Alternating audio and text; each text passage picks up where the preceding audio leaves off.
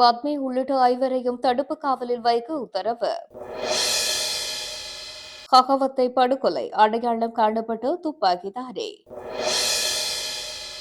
விடுதலை புலிகள் அமைப்பு இன்னும் தோற்கடிக்கப்படவில்லை. துபாய்க்கு தப்பி சென்ற இஷாரா சிவந்தி கைது செய்ய சிறப்பு நடவடிக்கை. வடக்கு விஜயம் புலனாய்வு அதிகாரிகளுக்கு தண்ணி காட்டிய ஜனாதிபதி அனுர. வட்டுவாக்கல் பாலத்தின் புனரமைப்பு பணிகள் ஜனாதிபதியால் ஆரம்பம். தொடர்பென விரிவான செய்திகள். இந்தோனேஷியாவின் ஜகார்த்தாவில் கைது செய்யப்பட்டு இலங்கைக்கு அழைத்து வரப்பட்ட பிரபல ஒழுங்கமைக்கப்பட்ட குற்ற கும்பலை சேர்ந்த 5 பேரையும் 90 நாட்கள் தடுப்பு காவலில் வைத்து விசாரிக்க அனுமதி வழங்கப்பட்டுள்ளது. பயங்கரவாத தடுப்புச் சட்டத்தின் கீழ் அவர்களிடமிருந்து வாக்குமூலங்கள் பதிவு செய்யப்படும் என்று குற்றப்புலனாய்வு திணைக்களம் தெரிவித்துள்ளது. கடந்த சனிக்கிழமை அதாவது 30ஆம் தேதி இந்த 5 சந்தேக நபர்களும் இலங்கைக்கு அழைத்து வரப்பட்டனர். இவர்களில் 3 குற்றப்புலனாய்வு திணைக்களத்தின் காவலிலும் 2 மேற்கு மாகாண வடக்கு குற்றப்பிரிவின் காவலிலும் உள்ளனர். குற்றவாளிகளான மந்திர பத்மஸ்ரீ பெரேரா அதாவது கெகல் பத்தர பத்மே, அடுத்து நிலங்க சம்பத் சில்வா அதாவது பானதுர நிலங்க மற்றும் ஷலிந்த மதுஷான் பெரேரா அதாவது கமாண்டோ சலிந்த ஆகியோர் குற்றப்புலனாய்வு திணைக்களத்தின் தடுப்பு காவலில் விசாரணைக்காக தடுத்து வைக்கப்பட்டுள்ளனர். அதேபோல லஹிரு மதுசங்க அதாவது தெம்பிலி லஹிரு மற்றும் என் பிரசங்க பெக்கோ சமன் ஆகியோர் மேற்கு மாகாண வடக்கு குற்றப்பிரிவின் காவலில் உள்ளனர்.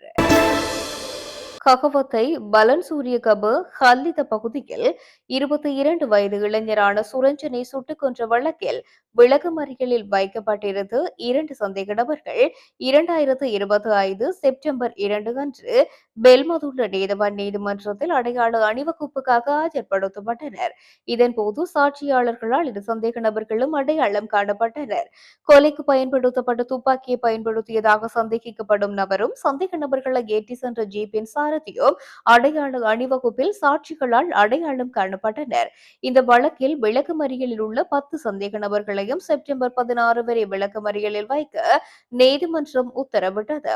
கொலையுடன் தொடர்புடைய 9வது சந்தேக நபரான கிரிபத் கொடவை சேர்ந்த ரமேஷ் சிந்தகவும் 10வது சந்தேக நபரான ரத்தினபுரி தேலவை சேர்ந்த ரவீந்து யசுவும் சாட்சிகளால் அடையாளம் காணப்பட்டனர். கடந்த 2025 ஜூன் 30 அன்று ககவத்தை ஹெந்தானு வீதியில் போலீசார் என்று கூறிக்கொண்டு ஒரு குழுவால் சுரஞ்சன் கடத்தப்பட்டு சுட்டுக் கொல்லப்பட்டார். இச்சம்பவம் தொடர்பாக மேல் மாகாண வடக்கு குற்றப்பிரிவு மற்றும் ரத்தினபுரி குற்றப்பிரிவு விசாரணைகளை மேற்கொண்டு சந்தேக நபர்களை கைது செய்தனர். விடுதலை புலிகள் அமைப்பு இன்னும் கருத்தியல் ரீதியில் தோற்கடிக்கப்படவில்லை என நாமல் ராஜபக்ஷ தெரிவித்துள்ளார். விடுதலை புலிகளுக்காக சர்வதேசத்தில் நினைவகம் அமைக்கப்படுகின்றது என்றும் நாமல் ராஜபக்ஷ குறிப்பிட்டுள்ளார். அத்தோடு இந்நாட்டில் பயங்கரவாதத்தை இல்லாதொழித்து நாட்டு மக்களுக்கு உயிர் பயமின்றி வாழ்வதற்குரிய சூழ்நிலையை ஏற்படுத்திய படையினர் மீண்டும் வேட்டையாடப்படுகின்றனர். புலிகள் அமைப்பு கட்டமைப்பு ரீதியாக தோற்கடிக்கப்பட்டாலும் அதன் பிரிவினைவாத கருத்தியல் இன்னும் முடியவில்லை. விடுதலை புலிகளுக்காக சர்வதேசத்தில் நினைவகம் அமைக்கப்படுகின்றது. ஆனால் படையினருக்கு அமைத்தால் அதை இனவாதமாக காட்ட முற்படுகின்றனர். முன்னாள் கடற்படை தளபதி ஒருவர் சிறை வைக்கப்பட்டுள்ளார். அடையாள அணிவகுப்பில் புலி உறுப்பினர் ஒருவரை சாட்சியம் அளித்துள்ளார். இப்படியான நிலை வரும் என அந்த கடற்படை தளபதி நினைத்தும் பார்த்திருக்க மாட்டார். இப்படியான நிலைமையே இங்கு நிலவுகின்றது. எமது நாட்டுக்காக உயிர் தியாகம் செய்த படையினரை நாம் காக்க வேண்டும் என நாமல் ராஜபக்ஷ தெரிவித்துள்ளார்.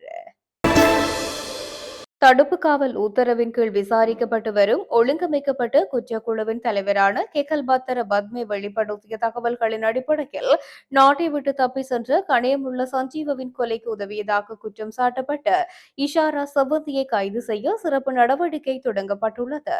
சர்வதேச காவல்துறையின் ஆதரவுடன் கொழும்பு குற்றப்பிரிவு இந்த நடவடிக்கையை மேற்கொண்டு வருகின்றது. கணையமுள்ள சஞ்சீவ கொலை செய்யப்பட்ட சில நாட்களுக்கு பிறகு இஷாரா சவந்தி துபாய்க்கு தப்பி சென்றதாக கெகல் பத்தர பத்மே சமீபத்தில் தெரிவித்தார். அதன்படி தற்போது நடைபெற்று வரும் விசாரணைகளுக்கு மேலதிகமாக கொழும்பு குற்றப்பிரிவு மேலதிக விசாரணைகளை ஆரம்பித்துள்ளதாக குறிப்பிட்டுள்ளார். இது தொடர்பான பல முக்கியமான உண்மைகளை கெகல் பத்தர பத்மே வெளிப்படுத்தியுள்ளார்.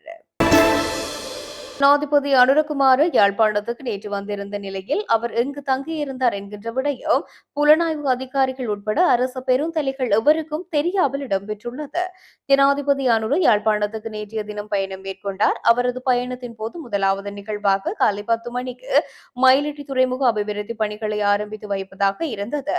வாகன தொடரணியும் இல்லாமல் பிரசன்னமான ஜனாதிபதியின் பயணத்தை முன்னிட்டு புலனாய்வாளர்கள் உச்சகட்ட கண்காணிப்பை செலுத்தியிருந்த போதும் 31ஆம் திகதி நள்ளிரவே ஜனாதிபதி ராணுவ காவலர்களை தாண்டிவிட்டார் என்ற தகவல் புலனாய்வு பிரிவினருக்கு கிடைத்துள்ளது. எனினும் யாழ்ப்பாணத்துக்குள் ஜனாதிபதி நுழைந்து விட்டாரா, அவர் எங்கு சென்றார் என்று புலனாய்வு அதிகாரிகளுக்கு தொடர்ச்சியாக அறிய முடியவில்லை. இந்த விடயங்கள் தொடர்பில் அமைச்சர்கள் மற்றும் நாடாளுமன்ற உறுப்பினர்களுக்கும் தெரியாத நிலையில் நேற்று அதிகாலை பாதுகாப்பு வட்டாரங்களிலும் அமைச்சர்கள் மற்றும் நாடாளுமன்ற உறுப்பினர்களிடத்தும் பெரும் பரபரப்பு ஏற்பட்டுள்ளது. அதன் பின்னர் மயிலிட்டி துறைமுக அபிவிருத்தி பணிகளுக்காக எந்த வாகன தொடரணியும் இல்லாமல் தனி வாகனத்தில் ஜனாதிபதி சென்று இறங்கிய போதே ஜனாதிபதி யாழ்ப்பாணத்தில் தான் தங்கியிருந்தார் என்ற விடயம் புலனாய்வு அதிகாரிகளுக்கும் அரச வட்டாரங்களுக்கும் தெரிய வந்துள்ளதாக கூறப்படுகின்றது. வட்டுவாக்கல் பாலத்தின் புனரமைப்பு பணிகள் ஜனாதிபதி அனுரகுமார திசுநாயக்கவினால் இன்றைய தினம் நண்பகல் ஆரம்பித்து வைக்கப்பட்டது. ஜனாதிபதியாக பதவியேற்று ஒரு வருட காலம் பூர்த்தியாவதனை முன்னிட்டு முன்னெடுக்கப்படும் செயற்திட்டங்களின் ஆரம்ப நிகழ்வுகளை ஆரம்பித்து வைக்க ஜனாதிபதி அனுரகுமார திசுநாயக்க வடக்குக்கு விஜயம் செய்துள்ளார். நாட்டின் ஜனாதிபதியின் வடக்குக்கான விஜயத்தை மேற்கொண்டுள்ள நிலையில் இன்று முல்லைத்தீவுக்கு விஜயம் செய்து காலை புதுக்குடியிருப்பில் தென்னை முக்கோண வலயத்தினை ஆரம்பித்து வைப்பதற்கான நிகழ்வில் கலந்து கொண்ட நிலையில் நண்பகல் வட்டுவாக்கல் பாலத்தின் புனரமைப்பு பணிகளை ஆரம்பித்து வைத்தார். மிக நீண்ட கால கோரிக்கையாக இருந்த வட்டுவாக்கல் பால புனரமைப்பு பணிகளை ஆரம்பிக்க வந்த ஜனாதிபதி முல்லைத்தீவு மாவட்ட அரசாங்க அதிபர் வரவேற்றிருந்தார். தொடர்ந்து பால புனரமைப்பு பணிக்கான பெயர் பலகையை ஜனாதிபதி திறந்து வைத்து மக்கள் மத்தியில் உரை நிகழ்த்தினார். குறித்த நிகழ்வில் போக்குவரத்து நெடுஞ்சாலைகள் துறைமுகங்கள் அமைச்சர் விமல் ரத்நாயக்க, கடற்தொழில் அமைச்சர் ராமலிங்கம் சந்திரசேகர், பிரதி அமைச்சர் உபாலி சமரசிங்க, வன்னி பாராளுமன்ற உறுப்பினர்களான திலகநாதன், ஜெகதீஸ்வரன், ரவிகரன் மற்றும் மதகுருமார்கள், திணைக்களங்களின் அதிகாரிகள், தவிசாளர்கள், உத்தியோகத்தர்கள் மற்றும் பொதுமக்கள் என்று பலர் கலந்து கொண்டிருந்தமை குறிப்பிடத்தக்கது. இந்த காலத்தை எடுத்துக்கொண்டால் நாட்டிலே மாற்றங்கள் நடந்திருக்கின்றன. நிறைய நல்ல பக்கத்திற்கு, சிறப்பான பக்கத்திற்கு மாற்றங்கள் இந்த நாட்டிலே இடம்பெற்று இருக்கின்றன. අපි දන්නවා අපේ රටේ ඕනෑම ආණ්ඩුවක් හැදුනාම ඒ ආණ්ඩුව තමන්ගේ බලය පවත්වාගෙන යාම සඳහා විවිධ ජන කණ්ඩායම් අතර ආගම, භාෂාව, සංස්කෘතිය කේන්ද්‍ර කරන ගැටුම් ඇති කරනවා. உங்களுக்கு தெரியும், கடந்த காலங்களிலே ஆட்சிகள் வந்ததன் பின்பு அந்த ஆட்சிகளின் இருப்பிற்காக ஒவ்வொரு இனங்கள், மதங்கள் போன்ற விடயங்களை அடிப்படையாக கொண்டு பல்வேறு முருகல் நிலைகளை கூட ஏற்படுத்திய காலகட்டம் எமக்கு நினைவு வருகின்றது. கோவிலක්, பள்ளிයක්, පන්සලක් කේන්ද්‍ර කරන ගැටුම් ඇති කරනවා. ஒரு கோயில் அல்லது தேவாலயம் அல்லது விகாரை அடிப்படையாக கொண்டு முருகல் நிலைகளை ஏற்படுத்துகின்றனர். ඒවා තමන්ගේ දේශපාලන බලය පවත්වාගෙන යාමේ ආකෘතීන් බවට පත් කරගන්නවා. இவற்றினூடாக தமது அரசியல் இருப்பை பாதுகாத்துக் கொள்வதற்கான வழிமுறைகள், நடைமுறைகளாக தாங்கள் பயன்படுத்துகின்றனர். දිගන, බේරුවල, මාවනැල්ල ආදී ප්‍රදේශවල ඔබට මතක ඇති ගැටුම් තිබුණු ඉතිහාසයක්. திகன, பேருவல போன்ற, அலுத்கம் போன்ற பகுதியில் எடுத்துக்கொண்டால் உங்களுக்கு தெரியும், இவ்வாறான நடவடிக்கைகள் வரலாற்றிலே இடம்பெற்றன. හැබැයි අපි ඔබට ඉතාමත් සහතිකව කියනවා ගත වුණු අවුරුද්ද එවැනි ජාතිවාදී ගැටුම් උස්සන්න නොවුණු, උස්සන්න වෙඩ ඉඩ නොතැබූ සහ එවැනි අවස්ථාවන් ඇති නොවුණු අවුරුද්දකට අපිට සලකන්න පුළුවන්.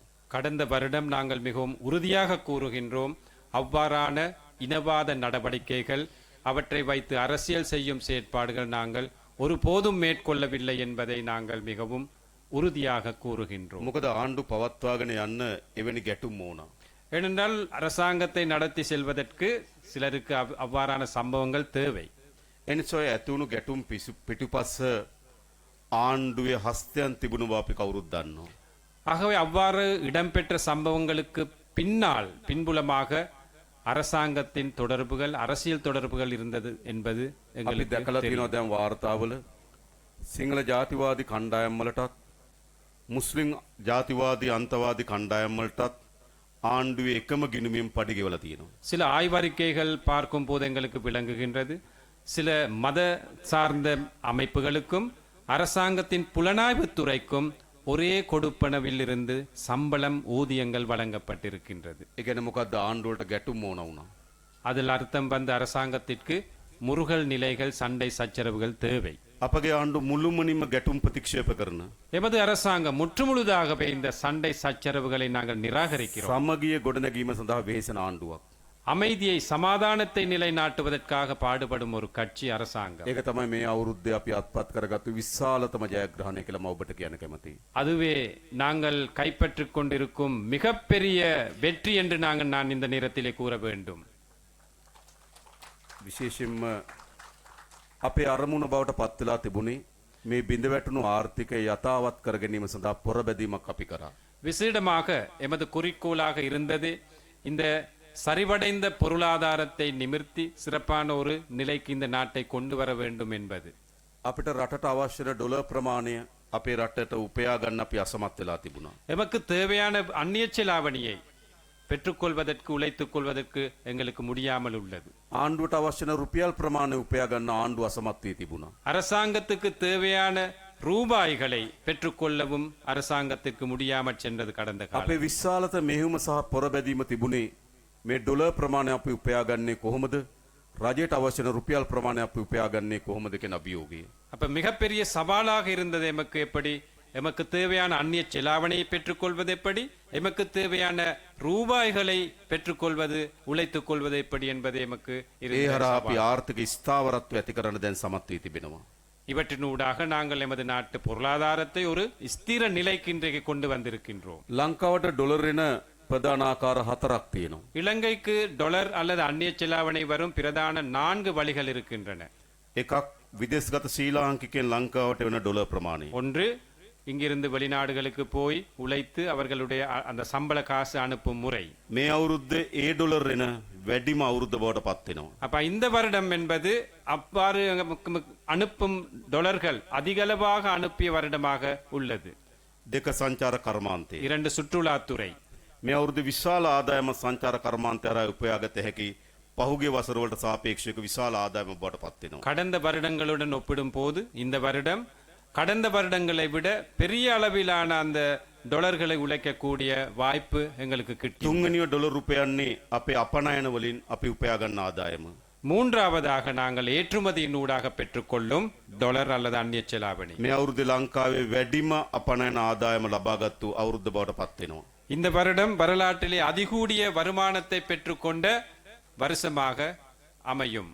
හතරවෙනි අපි ඩොලර් රුපයා ගන්නේ ඍජු විදේශ ආයෝජන. நான்காவதாக நாங்கள் நேரடி முதலீட்டுகள் ஊடாக டொலர்களை சம்பாதிக்க මේ වන විටත් ගිය අවුරුද්දට සාපේක්ෂව දෙගුණයකට වඩා වැඩි ප්‍රමාණයකින් ඍජු විදේශ ආයෝජන සමග අපි එකඟතාවයකට ඇවිල්ලා තිබෙනවා. இதுவரை காலத்தை எடுத்துக்கொண்டாலும் இந்த வருடத்திலே கடந்த வருடத்தை விட 2 மடங்கு அதிகளவாக நாங்கள் நேரடி முதலீட்டுகள் ஊடாக டொலர்களை சம்பாதித்திருக்கின்றோம். ඒ නිසා ක්‍රමිකව අපි අපිට අවශ්‍ය රටට අවශ්‍ය ඩොලර් ප්‍රමාණය උපයා ගනිමින් ඉන්නවා. ஆகவே படிப்படியாக எங்களுக்கு தேவையான டொலர்களை நாங்கள் பெற்றுக்கொண்டு உழைத்துக் கொண்டிருக்கின்றோம். ඊළඟ රටට ආණ්ඩුවට අවශ්‍ය රුපියල් ප්‍රමාණය උපයා ගන්නේ කොහොමද? அதே போன்று அதன் அடுத்த கட்டம் நாட்டுக்கு தேவையான ரூபாய்களை எப்படி நாங்கள் பெற்றுக்கொள்வது. අපිට රුපියල් උපයන ප්‍රධාන ආයතන 3ක් තිබෙනවා. எங்களுக்கு 3 பிரதான நிலையங்கள் நிறுவனங்கள் இருக்கின்றன. வருமானங்கள் එකක් රේගු දෙපාර්තමේන්තුව. ஒன்று சுங்கவரி சுங்கம். ලංකාවේ වැඩිම රුපියල් ප්‍රමාණය මේ අවුරුද්දේ උපයනවා අපේ රේගුව. இலங்கையிலே வரலாற்றில் முதல் தடவையாக அதிகூடிய வருமானத்தை சுங்கம் இந்த முறை உழைத்திருக்கின்றது. දෙක දේශීය ආදායම් දෙපාර්තමේන්තුව. இரண்டாவது உள்நாட்டு வரி திணைக்களம். ලංකාවේ වැඩිම ආදායම මේ අවුරුද්දේ උපයනවා දේශීය ආදායම් දෙපාර්තමේන්තුව. அதிகூடிய வருமானத்தை இந்த வருடத்தில் நாங்கள் பெற்றுக்கொள்கின்றோம் இந்த உள்நாட்டு இறைவரி සුරාබදු திணைக்களம். දෙපාර්තමේන්තුව. மூன்றாவது எமது நாட்டின் மதுவரி திணைக்களம். මේ වසරේ වැඩිම ආදායම උපයනවා. இந்த நாட்டில் அதிகூடிய வருமானத்தை அதனூடாகவும் பெற்றுக்கொள்கிறோம். ඒ කියන්නේ ලංකා ඉතිහාසයේ බහන්ඩාගාරයට එන ලද වැඩිම රුපියල් ප්‍රමාණය මේ අවුරුද්දේ උපයා ගන්න අපි සමත් වෙනවා. இலங்கை வரலாற்றிலே திரைசேரிக்கு கிடைத்த அதிகூடிய வருமானத்தை இந்த வருடத்திலே எமக்கு பெற்றுக்கொள்ள ඒ முடியும். නිසා මේ අවුරුද්ද ඇතුළත අපිට අවශ්‍යකම තියෙන මේ ආර්ථික ස්ථාවරභාවය හදන්න ඕන. ஆகவே இந்த வருடத்திற்குள் எமக்கு தேவையாக இருக்கு இந்த பொருளாதார ஸ்திர நிலையை ஏற்படுத்துவதற்காக. විඳ වැටුණු ආර්ථිකයකින් පාලම් හදන්න බෑ. சரிவடைந்த பொருளாதாரத்திற்குள் இந்த பாலங்களை புனரமைக்க முடியாது. විඳ වැටුණු ආර්ථිකයකින් පාරවල් හදන්න බෑ. சரிவடைந்த பொருளாதாரத்தில் பாலங்களை புனரமைக்க இயலாது. විඳ වැටුණු ආර්ථිකයකින් කුසිකර්මාන්තයට සහාය දෙන්න බෑ. அவ்வாறான பொருளாதாரத்தில் விவசாயத்தை மேம்படுத்த இயலாது. බිඳ වැටුණු ආර්ථිකයකින් ජනතාවට සහන දෙන්න බෑ. சரிவடைந்த பொருளாதாரத்தில் மக்களுக்கு சேவைகள் நலன்புரிகள் செய்ய முடியாது. එනිසා අපි ප්‍රධානම අභියෝගය තිබුණේ මේ ආර්ථික ස්ථාවරභාවයට ඇති කරගන්න. ஆகவே எமது பிரதான சவாலாக இருந்ததே இந்த பொருளாதாரத்தை ஒரு ஸ்திர நிலைக்கு கொண்டு வருவது. ඉතින් අපි මේ වෙනකොට ආර්ථිකයේම ස්ථාවරභාවය ඇති කරන් තිබෙනවා. தற்போது எடுத்துக்கொண்டால் நாங்கள் பொருளாதாரத்தை ஒரு ஸ்திர நிலைக்கு கொண்டு வந்திருக்கிறோம். හැබැයි සමහර පාලකයන් කිව්ව ආකාරයෙන් සියල්ල වහලා නෙවෙයි. சில அரசியல்வாதிகள் சொல்லும் வகையிலே அனைத்தையும் மூடப்பட்டு நாங்கள் ஸ்திர நிலைக்கு கொண்டு සියල්ල வரவில்லை. නතර කරලා නෙවෙයි. அனைத்தையும் நிப்பாட்டி கொண்டு வரவில்லை. රාජ්‍ය ආයතන විකුණලා නෙවෙයි. அரச நிறுவனங்களை விற்று அப்படி கொண்டு வரவில்லை. රටේ සම්පත් විදේශීය සමාගම් වලට පවර්ලා නෙවෙයි. நாட்டு வளங்களை வெளிநாட்டு நிறுவனங்களுக்கு ஒப்படைத்து நாங்கள் இதை கொண்டு අපේ வரவில்லை. රටේම අපිට තිබෙනම ශක්්‍යතාවයන් වලින් මේ රටේ ආර්ථිකය අපි ස්ථාවරභාවයට ගෙනලා තිබෙනවා. எமது நாட்டிலே எமக்குள்ள ஆற்றல்களை பயன்படுத்தி நாங்கள் இந்த ஸ்திர நிலைக்கு இந்த பொருளாதாரத்தை கொண்டு வந்திருக்கின்றோம். ඒක ඉතාමත් වැදගත් පියවරක්. இது மிகவும் முக்கியமான ஒரு விடயம். ඒ ආර්ථිකය තවත් ඉස්සරහට යන්න නම් இந்த பொருளாதாரம் இன்னும் முன்னோக்கி செல்ல வேண்டுமானால் ආණ්ඩුවේ ව්‍යාපෘති හරහා ගම්වලට මුදල් ගලාගෙන ඉන්න ඕන. அரச திட்டங்கள் ஊடாக கிராமங்களுக்கு நிதி பரவி வர வேண்டும். එහෙම නැතුව ගමේ ආර්ථිකයක් ඇති වෙන්නේ නැහැ. அப்படி இல்லாமல் கிராமங்களிலே ஒரு பொருளாதார நிலை ஏற்படுவதில்லை. ඒ නිසා අපේ ප්‍රධාන සැලසුම බවට පත් වී තිබෙනවා. ஆகவே எமது பிரதான ஒரு திட்டமாக அமைந்திருக்கின்றது. ආණ්ඩුව එක්රැස් කරගෙන තියෙන රුපියල් அரசாங்கம் உழைத்திருக்கும் அரசாங்கத்துக்கு கிடைத்திருக்கும் විවිධ සංවර්ධන වැඩ කටයුතු හරහා ගමට තල්ලු කරන්න. நிதிகளை ஒவ்வொரு திட்டங்கள் ஊடாக கிராமங்களுக்கு கொண்டு போவதற்கு ගමේ පාර හදනකොට கிராமங்களிலே பாதைகள் புனரமைக்க පාරට ආණ්ඩුවෙන් සල්ලි එනවා. அரசாங்கத்திடம் பணம் வருகின்றது. ඒකේ වැඩ කරන්න ඔබට අවස්ථාවක් හම්බ වෙනවා. அதில் வேலை செய்வதற்கு உங்களுக்கு சந்தர்ப்பம் ඔබට கிடைக்கும். ට්‍රැක්ටරයක් තියෙනවා නම් ඒකට ආදායමක් හම්බ වෙනවා. உங்களுக்கு டிராக்டர் ஒன்று இருந்தால் அதற்கு ஒரு தொழில் கிடைக்கின்றது.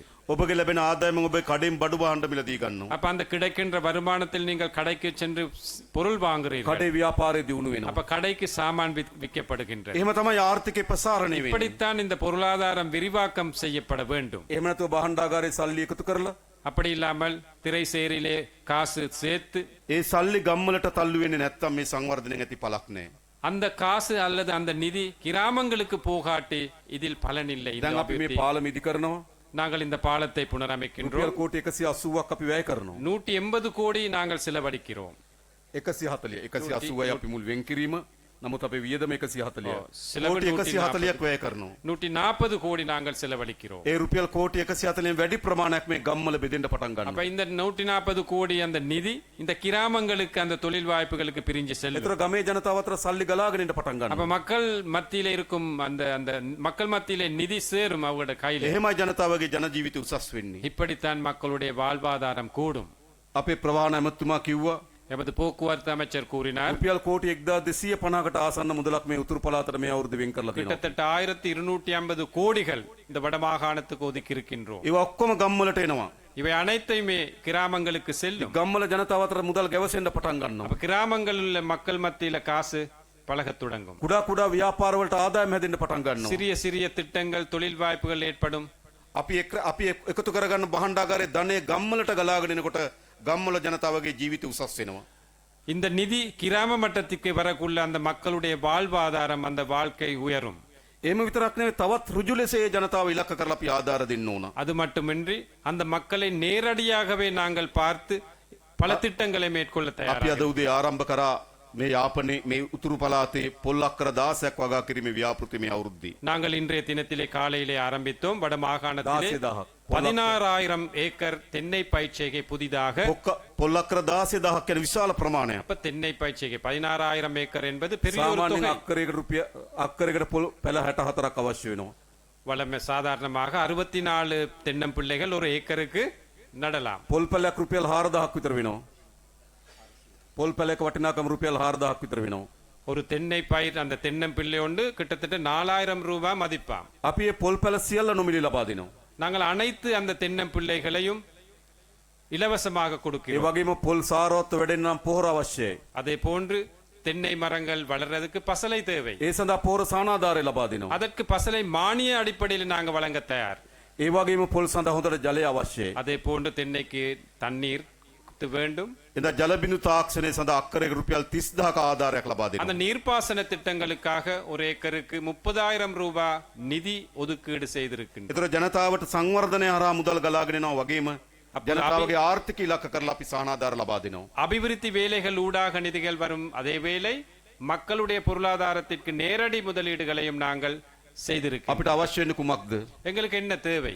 ජනතාවගේ අවශ්‍ය වෙන යටිතල පාසුකම් අපි වර්ධනය කරන්න ඕන. மக்களுடைய அடிப்படை தேவைகள் அடிப்படை வசதிகள் நாங்கள் செய்து හැබැයි ඒහා கொடுக்கணும். සමාන ලෙසම அதே போன்று அதுக்கு சமனாக ජනතාවගේ ජන ජීවිත උසස් වෙන්න ඕනකමකුත් තියෙනවා. மக்களுடைய அந்த சாதாரண வாழ்க்கையும் உயர வேண்டும். අපි දන්න මේ ගම් පැතිරලා දුප්පත් භාවයේ තිබෙනවා. எங்களுக்கு தெரியும் இந்த கிராமங்களை எடுத்துக்கொண்டால் வறுமை இருக்கின்றது. දරුවන්ට ඉගැන්වීමේ දුෂ්කරතාවයන්ගෙන් පෙළෙනවා. பிள்ளைகளுக்கு படிக்க கஷ்டம், නිවාසයක් හදාගැනීමේ දුෂ්කරතාවයන්ගෙන් පෙළෙනවා. ஒரு வீடை அமைத்துக் கொள்ள கஷ்டம், රෝගී තත්ත්වයට ඇති වුණු බෙහෙත් මිල දී ගැනීමේ දුෂ්කරතාවයකින් පෙළෙනවා. நோய்வாய்ப்பட்டால் மருந்து கொள்வனவு செய்ய එහෙම තමයි முடியாது. ග්‍රාමීය ජීවිතේ තියෙන්නේ. இப்படித்தான் கிராமிய வாழ்க்கை எடுத்துக்கொண்டார். මේක දීර්ඝ කාලයක්. இது நீண்ட காலமாக දශක ගණනාවක් අපේ ගම්වල මිනිස්සු ජීවත් වුණේ එහෙම. பல தசாப்தங்களாக மக்கள் இப்படித்தான் வாழ்ந்தார். දැන් අපේ අභිප්‍රාය මොකද්ද?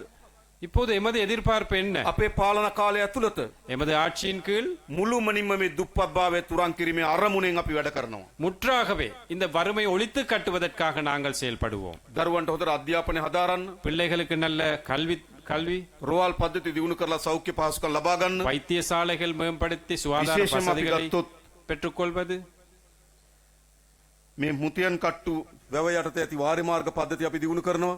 விசேடமாக இந்த மாவட்டத்திலே முத்தேன் கட்டுக்கு கீழ் இருக்கும் அந்த நீர்ப்பாசன திட்டங்களை மேம்படுத்துவோம். ඒ වගේම මාංචෝලේ රෝහල පහසුකම් වැඩි දියුණු කරන්න සැලසුම් කරලා තිබෙනවා. அதே போன்று மாஞ்சோலை வைத்தியசாலையிலே அந்த வசதிகளை ඒකට අවශ්‍ය වෙන மேம்படுத்துவோம். වෛද්‍යවරුන් සහ ගොඩනැගිලි ලබා දෙනවා. அதற்கு தேவையான கட்டிடங்கள் வைத்தியர்களை අපේ பெற்றுக் ප්‍රවාහන கொடுப்போம். ඇමතුමා කිව්වා කෝකිලාවේ පාලම් පිළිබඳ අපි දැනටමත් ඒක අධ්‍යයනය කරන්න පටන් අරන් තියෙනවා. எமது போக்குவரத்து அமைச்சர் கூறினார், கொக்குளாய் பாலத்தை எத்தனை புனரமைக்க பாலமாக்கி ஆய்வுகள் செய்கின்றோம் என்று. එතන පාලමක් ඉදි කරන ශක්්‍යතාවයක් තිබුණ බව වාර්තා වුණොත් அங்கனைக்கு பாலம் ஒன்று கட்டக்கூடிய அந்த அந்த சூழல் அமைந்தால், அந்த ஆற்றல் இருந்தால், ලබන අවුරුද්ද මේ පාලම ඉදි කිරීම සඳහා මුදල් වෙන් කරන්න අපි ලෑස්ති. கடந்த வருடத்திலே இந்த பாலத்தை புனரமைக்க நிதி ஒதுக்கீடு செய்ய தயாராக අපිට ඕන මේ இருக்கிறோம். පළාත් තුළ තියෙන දුෂ්කරතාවය මුදව ගන්න ඕන. எங்களுக்கு தேவையாக இருப்பது இந்த பகுதியிலே இருக்கும் இந்த வறுமை ஒழித்து கட்ட ජනතාව வேண்டும்.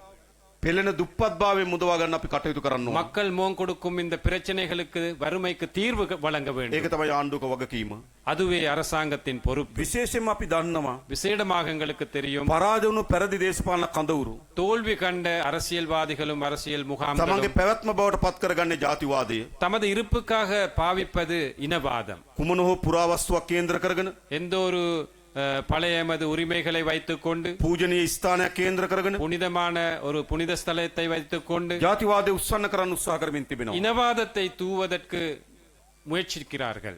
ඒක හින්දු ආගමද? அது இந்து மதத்தில், ඒක බෞද්ධ ධර්මයේද? பௌத்த மதத்தில், ඒක කිතුණු ධර්මයේද? அல்லது கிறிஸ்தவ ඒක மதத்தில், ඉස්ලාම් ධර්මයේද? அது இஸ்லாம் மதமாக නැහැ. இல்லை. ඒවා කේන්ද්‍ර කරගෙන ඇති වී තිබෙන ජාතිවාදය. அவற்றை மையமாக கொண்டு ஏற்படுவது இனவாதம். එනිසා ජාතිවාදයට අපි කිසිසේත්ම ඉඩ නොදිය යුතුයි. ஆகவே அந்த இனவாதத்திற்கு நாங்கள் ஒருபோதும் இடமளிக்க கூடாது. ජාතිවාදයෙන් පුරවැසියන්ට කිසිවක් ලැබෙන්නේ නැහැ.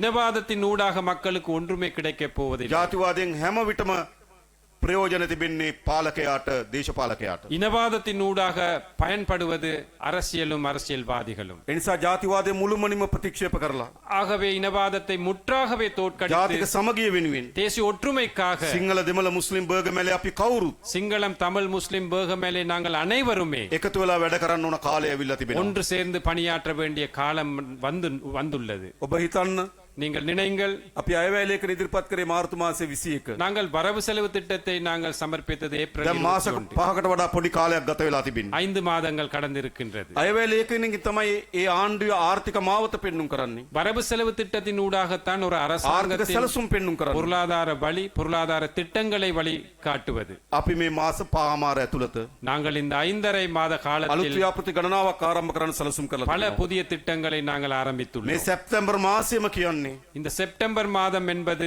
රට පුරා විවිධ ව්‍යාපෘති පටන් ගන්න நாடு මාසය. முழுவதும் பல்வேறு திட்டங்களை ஆரம்பிக்கும் மாதம். නතර වුණු ව්‍යාපෘති යලි ආරම්භ කරන මාසය. நிறுத்தி இருந்த திட்டங்களை ஆரம்பிக்கும் ஒரு மாதம். සැප්තැම්බර් අපේ රටේ සංවර්ධනයට මුල තබන මාසය. செப்டம்பர் என்பது எமது நாட்டின் அபிவிருத்திற்கு பாரம்பரியமாக ஆரம்பிப்பு நடத்தும் மாதம். ඊයේ සැප්තැම්බර් 1 கடந்த செப்டம்பர் 1ஆம் திகதி අපි යාපන විශාල ව්‍යාපෘති ගණනාවක් ආරම්භ කරා. நாங்கள் பல திட்டங்களை யாழ்ப்பாணத்திலே ஆரம்பித்து வைத்தோம். இந்த අද සැප්තැම්බර් 2 முதலாம் இன்று 2ஆம் திகதி අද අපි මේ පාලම ආරම්භ කරනවා. நாங்கள் இன்று இந்த பாலத்தின் வேலைகளை ஆரம்பிப்பு. උතුරේ පොල් ත්‍රිකෝණය ආරම්භ කරනවා.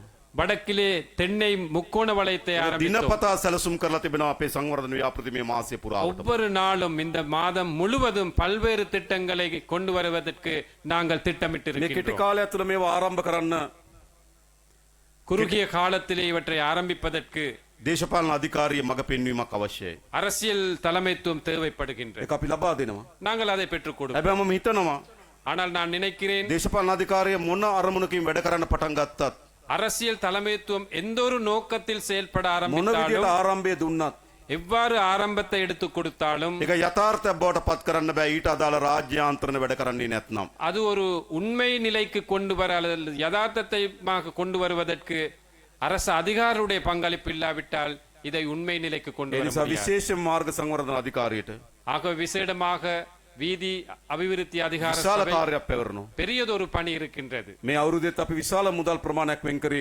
මාර්ග සංවර්ධන අධිකාරියට. இந்த வருடத்தில் அதிகூடிய பணத்தை ஒதுக்கியது நாங்கள் வீதி போக்குவரத்து அபிவிருத்தி. ලබන අවුරුද්දේත් ඒ තරම් මුදල් ඊටත් වඩා වැඩි මුදල් ප්‍රමාණයක් වෙන් කරන්න සැලසුම් කරලා තිබෙනවා. அடுத்த வருடத்திலும் நாங்கள் இதைவிட நிதி ஒதுக்க தயாராக இருக்கின்றோம். එයින් එහි උසස් නිලධාරීන් පහළ නිලධාරීන් සියලු அங்கு වැඩ කරන අය ඉතා හොඳින් වැඩ කරාවි කියලා අපේ බලාපොරොත්තුවක් තිබෙනවා. மேல்மட்ட அதிகாரிகள் கீழ்மட்ட அதிகாரிகள் அனைவருமே ஒன்றாக செயல்படுவார்கள் என்று நாங்கள் ඒ எதிர்பார்க்கிறோம். නිසා තමයි පාලමට මුල්ගල තබන දිනේ ஆகவே தான் இந்த பாலத்திற்கு அடிக்கல் நாட்டும் අවසන් කරන දිනයක් සඳහන් කරලා තිබෙනවා. இதை முடிவுறுத்தும் அல்லது முடிவுற்றும் தினத்தையும் நாங்கள் அறிவித்திருக்கிறோம்.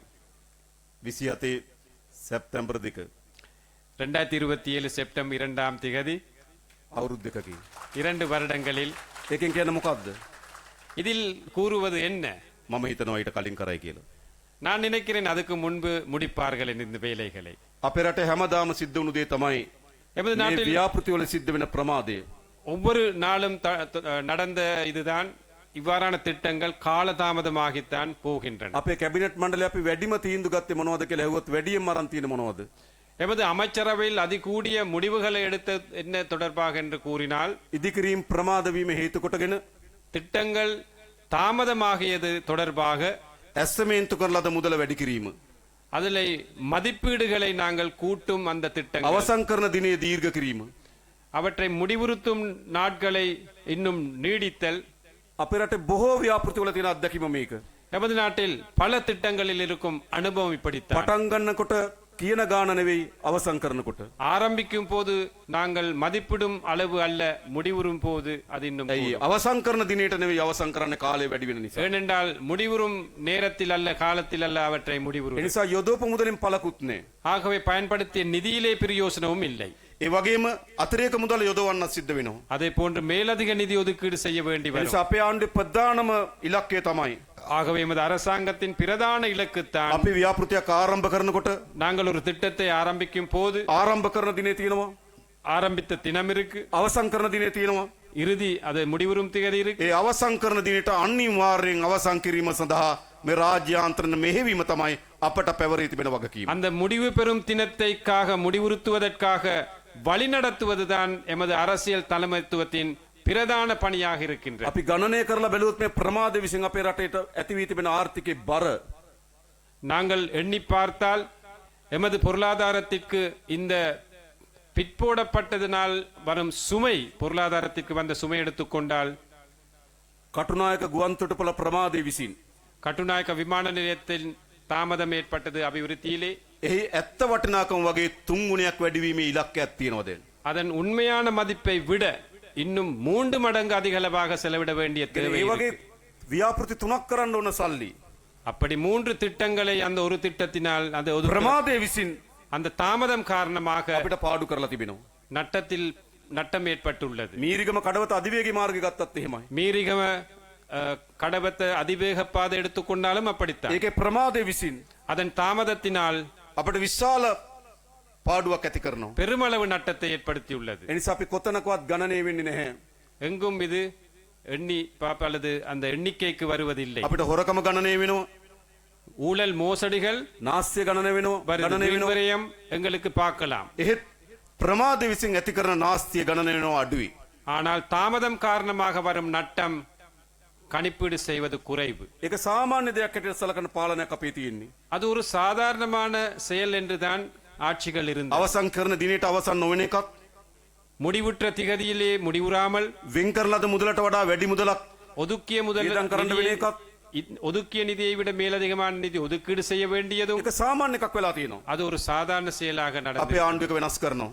எமது அரசாங்கம் இதை மாற்றுவோம் கட்டாயமாக. අපේ ආණ්ඩුව තිබ්බනම් எமது அரசாங்கம் இருந்தால் මීට පෙර இதற்கு முன்பு කටුනායක එයාපෝට් එකේ නියමිත කාලෙදි ඉවර වෙනවා. கட்டுநாயக்க விமான நிலையத்தில் உரிய திகதியிலே முடித்திருப்போம். එහෙනම් ඒක සංචාර කර්මාන්තර විශාල ආකර්ෂණයක් ගෙන දෙනවා. அப்படி என்றால் அது சுற்றுலாத்துறைக்கு பெரிய ஒரு பங்களிப்பு තවත් ආර්ථික செய்திருக்கும். විශාල පිම්බක් ගෙන දෙනවා. பொருளாதாரத்திற்கு பெரிய ஒரு பாய்ச்சலை ஏற்படுத்தி හැබැයි இருக்கும். ඒගොල්ලන්ගේ ආණ්ඩුව විසින් මොකද කරේ? ஆனால் அந்த அரசாங்கங்கள் என்ன செய்தது? ඒ වියදම 3 ගුණයකට වඩා වැඩි ප්‍රමාණයකින් ඇති කරන බවට ප්‍රමාදයක් ඇති කරා. அவ்வாறு 3 மடங்கு செலவு செய்ய வேண்டிய நிலைக்கு தாமதம் ඒ නිසා ஏற்பட்டது. තිබුණු පාලනයන් හැම අතින්ම අපේ රට වැට්ටුවා. ஆகவே முன்னால் காணப்பட்ட அனைத்து ஆட்சிகளும் எமது நாட்டை சரிவடைய අපිට செய்தது. තියෙන වට්ටන රද රට. எமக்கு වට්ටන ලද உள்ளது රට இந்த சரிவடைந்த நாட்டை පියවරෙන් පියවර ක්‍රමිකව ගොඩනගන්න. படிப்படியாக முறையாக கட்டியெழுப்புவதே. ඒක අපි සිදු කරමින් තිබෙනවා. அதை நாங்கள் செய்து கொண்டிருக்கிறோம். පැරණි පාලනයන් විසින් ඇති කරේ අපි අතර ભેදය. பழைய ஆட்சியாளர்களால் ஏற்படுத்தியது எமக்குள்ளே வைராக்கியம். අපි ඒක සමනය කරමින් நாங்கள் அதை நிவர்த்தி செய்து கொண்டு සමගිය ගොඩනගමින් තිබෙනවා. சமாதானத்தை நிலைநாட்டிக் கொண்டு ඒ போகிறோம். නිසා මේක තමයි ආණ්ඩුව. ஆகவே இதுதான் මේක அரசாங்கம், තමයි රටේ අනාගතය. இதுதான் நாட்டின் எதிர்காலம். ඒ වෙනුවෙන් අපි හැමදෙනාම එකතු වෙමු කියලා ආරාධනා කරමින් நாங்கள் அனைவருமே இதற்காக ஒன்று சேருவோம் என்று கோரி நின்று මම නතර වෙනවා. உரையை முடித்துக் බොහොම கொள்கின்றார். ස්තුතියි. நன்றி, නන්දි. வணக்கம்.